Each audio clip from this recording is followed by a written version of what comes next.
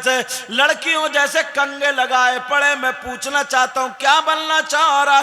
छक्का तो तू बन गया, अब ताली बजा के कहां ठुमका मारेगा? मर्द तो रहा नहीं। और मर्द अपनी बहन को दुपट्टा उड़ाता है। पुराने ये लोग थे, इनकी मूंछ थी, इनकी दौड़ी थी, इनके मर्द थे। मगर आज का, अब मैं माँ बाप से, बायजीदपुर में कम से कम 100 घर तो होंगे हजरत, 200 घर तकरीबन। अगर 200 घर में लड़कियां हैं तो 150 घर ऐसे हैं जिनकी बेटियों पे मोबाइल है।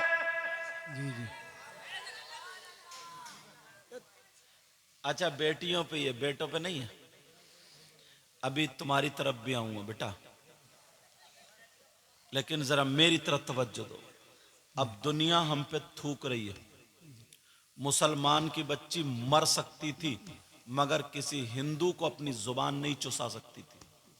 आज 10 लड़कियां गैर मुस्लिम लड़कों के साथ भाग गई, चली गई अपने धर्म। तुम्हें क्या पता, हम हिंदुस्तान में घूमते, ये लोग पढ़े लिखे हैं, ये लोग, इन्हें मालूम है। इनसे पूछो तुम्हें क्या पता, तुम्हारे गांव में डीजे आ गया, हे करके कूले मटका लिए, तुम्हें यही पता नहीं अम्मा घर छत पे खड़ी है या बहन छत पे खड़ी है, खाला छत पे खड़ी है, शर्म हया गैरत सब खत्म हो गई है। आपको पता नहीं है बेटा, हमसे पूछो। पूरी दुनिया इस्लाम की दुश्मन हो चुकी है और हमारे बच्चे मालूम है काय पे लड़ रहे हैं? ढोल पे, ताशों पे, गाजों पे, मेलों पे, ठेलों पे। बस मुहर्रम का महीना आया, हरी पट्टी बांध दी और ढोल पे शराब पी पी के नाच रहा। ईमानदारी से बताओ, शराब पी के ढोल बजाने वाला क्या हुसैनी हो सकता है? नहीं। बोलो, हो सकता है क्या? ये नहीं। आधे से ज्यादा ये हमारे बच्चे काम कर रहे हैं। जुलूस मोहम्मदी कितना पाकीज़ा जुलूस, जैसे ही निकल के गया गलियों में लड़कियां छत पे खड़ी है, यहीं पे ज्यादा कूद कूद के नारे लगाता, नारे तकबीर, नारे रिसाल, ताकि वो हमें देखे हम उन्हें देखे। इससे ये पूछो, ईमानदारी से बताओ, जो लड़कियों को देख के कूद रहा नाच रहा, ये गुलाम नबी है या इसके रगों में शैतान दौड़ रहा? जिस दिन अगर ये पक्का सच्चा नबी का गुलाम बन गया, उस दिन दुनिया की उसको पूरी दुनिया मिलकर झुका नहीं सकती है। जी जी। अब बात ये चल रही थी, कम से कम 100 लड़कियां ऐसी हैं, 100 घर ऐसे, 150 घर ऐसे जिनकी जवान बेटियों पे मोबाइल है। मुझे इतना बता दो, बायजीदपुर में किसकी लड़की ऐसी है जिसकी ट्रेनें चल रही हैं, बसें चल रही हैं, हवाई जहाज चल रहा है, हेलीकॉप्टर चल रहे हैं, ट्रक चल रहे हैं, ट्रेनें चल रही है, फैक्ट्री चल रही है, कारखाना चल रहा है। मोबाइल के बगैर सारे ट्रक डूब जाएंगे, ट्रेनों में आग लग जाएगी, बसें फूक जाएंगी, फैक्ट्री लुट जाएगी। बोलो, है किसी की बेटी ऐसी? एक की भी बेटी ऐसी नहीं है। ओ बाप, 3 रोटी खाते हो, 1.5 की अकल रखो, तो बेटी को मोबाइल क्यों दिया? जरा ही तुम्हें बताओ, किससे बात करने दिया? कौन है ऐसा रिश्तेदार? और औरतें तो यहां आई नहीं, मगर अपने घर जाके बताना, मैं बता दूं काम की बात। बताऊं, हर मां को पता है, हर मां को पता है मेरी बेटी सीने की आड़ में खड़े होकर किससे बातें कर रही है। अगर पता नहीं है तो क्या ये मां पागल है क्या? फिर मां क्यों बनी? हम लोग ना नारा लगा देते ना खड़े होकर जलसे में कि नारे तकबीर, नारे रिसालत, नारे बड़े पीर साहब का तुम नाम लेते हो।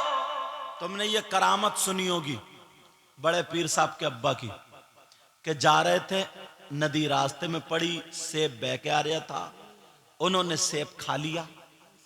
फिर माफी तलाफी के लिए नदी नदी नदी नदी चले तो एक बाग था, वो भी सैयद साहब का था, आले रसूल का, उनका नाम सैयद अब्दुल्ला सोमई था। उनसे कहा, चाचा मियाँ या तो अपने सेब की कीमत ले लो, मैंने ऐसे ऐसे खा लिया, या फिर माफ कर दो। तो उन्होंने सोचा बेटा कौन से खानदान से? सैयद खानदान से, तो वो भी थे। बोले इस जमाने में ऐसा बच्चा मिल जाए। कहा ठीक है, तुम्हें मेरा बाग रखाना पड़ेगा। ये सब बातें हुई थी नहीं, तुमने सुना होगा। उन्होंने बाग भी रखाया। बोले अब माफ कर दो। बोले नहीं, मेरी बेटी से शादी करनी पड़ेगी। लेकिन कहा अच्छा बेटी से? कहा सुन तो लो बेटी कैसी है। ऐसी बेटी है जो आंखों से भी खराब है, जिसकी आंखें भी बेकार है, जो हाथों से भी बेकार है, जो पाँवों से भी बेकार है, जो कानों से भी बेकार है, और जो जबान से भी बेकार है। ये तो कहा था। अब बताओ, जिसकी आंखें बेकार हो, कान बेकार हो, हाथ बेकार हो, पांव बेकार हो, मुंह बेकार हो, जबान, मतलब तो अब बचे ही क्या उसमें। मगर फिर भी एक सेब की माफी तलाफी के लिए उन्होंने मंजूरी कर ली थी। तुमने नारा लगा दिया, नारे तकबीर, नारे, इसका मतलब ही नहीं समझी हमारी कौम, और आधे से ज्यादा मौलाना भी नहीं समझे।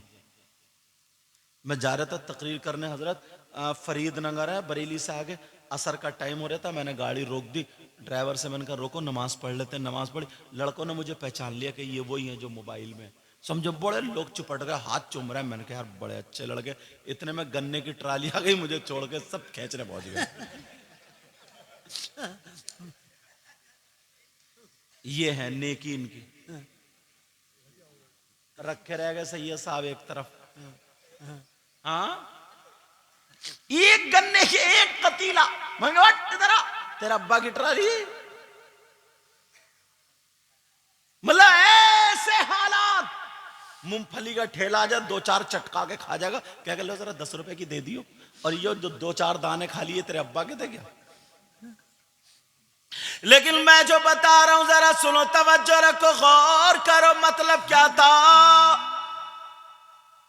जब बाप ऐसा हो, जब माँ ऐसी हो, तभी तो बच्चा गौ से पाक पैदा होता है। बड़े पीर की माँ पेट में बड़े पीर है, बर्तन मांज रही है, कुरान की तिलावत कर रही है, झाड़ू मार रही है, कुरान की तिलावत कर रही है, कपड़े धो रही है, कुरान की तिलावत कर रही है। 15 पारे पढ़ लेते हैं, उनकी माँ पढ़ लेती है। पेट में बड़े पीर साहब हैं, जब पैदा हुए तो 15 पारों के हाफिज कुरान हुए। बेशक, सुभान अल्लाह, सुभान अल्लाह। है ऐसी माए। जी जी। अब तो पेट में बच्चा मोबाइल में सीरियल देख रही है पाकिस्तान वालों का, नाटक चल रहा, नाटक, फिल्में देख रही है भूतों वाली, सीने पर रख के सो गए। अब रात भर डरती रह गई तो ख्वाब में ही भूत देख रही है। अब शौहर से बोली मैंने ख्वाब बड़े बड़े गलत देखे, ऐसा करो किसी मियाँ से मुझे तावीज ला दो। और मियाँ भी बात बात इतना बड़ा गुंडा है, सही बताऊं, बात बात मियाँ भी इतना नंबरी है, कम वक्त, इतना मारा जाएगा इस मियाँ को भी। अच्छा मैं इसलिए कह देता हूं, मैं तो पैदा ही मियाँ के घर में हुआ हूं, जी समझे। मैं मेरे बाप, मेरे दादा, परदादा, फिर जाके हम लोग बड़े पीर साहब से मिलते। जी जी। समझ रहे हैं मेरी बात। लेकिन मैं नकलियों की बात कर रही हूँ, नकलियों की, मतलब 500 रुपए ले रहे, 2,000 रुपए ले रहे, कह रहा तुझे करा दिया इसे ये। अच्छा तू इतना बड़ा हो गया, तुझे देखते बोला अरे तेरी तो मियाद रख दी, तू बच कैसे गया। अब वो डर गया, अच्छे मियाँ पागल नहीं बनना चाहिए। नमाज एक टाइम की नहीं पढ़ता, कुरान की तिलावत नहीं करता, अच्छे काम नहीं करता, किसी को सुकून नहीं पहुंचाता, और बस ये ले और वो ले। ऐसे हालात। बड़े पीर साहब, एक बात, एक वाकया मैंने बहुत दिनों पहले तकरीर में कहा था, मुझे याद आ रहा। बड़े पीर साहब